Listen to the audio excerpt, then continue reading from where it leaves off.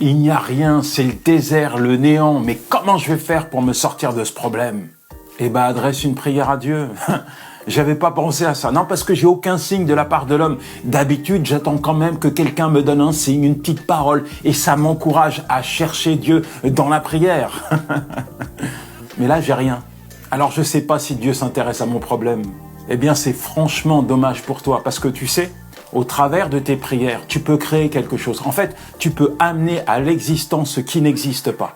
Et quand tu comprends cela, tu n'attends aucun signe de la part de l'homme pour invoquer Dieu. Tu ne le pries plus de manière légère et rationnelle. Non, tu t'adresses à lui avec précision et sans limite. Mon ami, actuellement, tu as peut-être un besoin. Alors approche-toi de Dieu avec foi par la prière. Ta prière va activer le bras de Dieu. En fait, il y a des choses qu'il a déjà préparées pour toi. Et quand tu vas lui demander, tu vas juste lui permettre de te les apporter. Ta prière est d'une puissance phénoménale et tu dois en profiter au quotidien.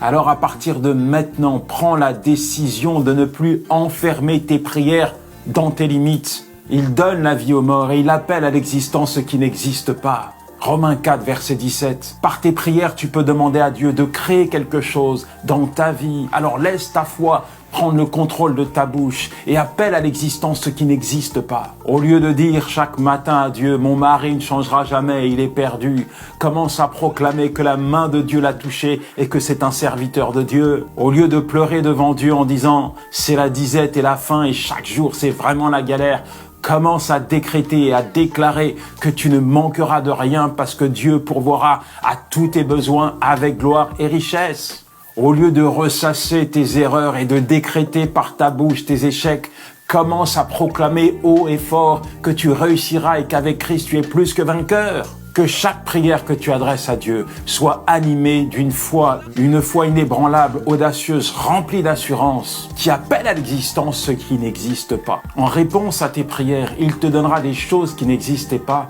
parce que de ta bouche, tu les as appelées à l'existence.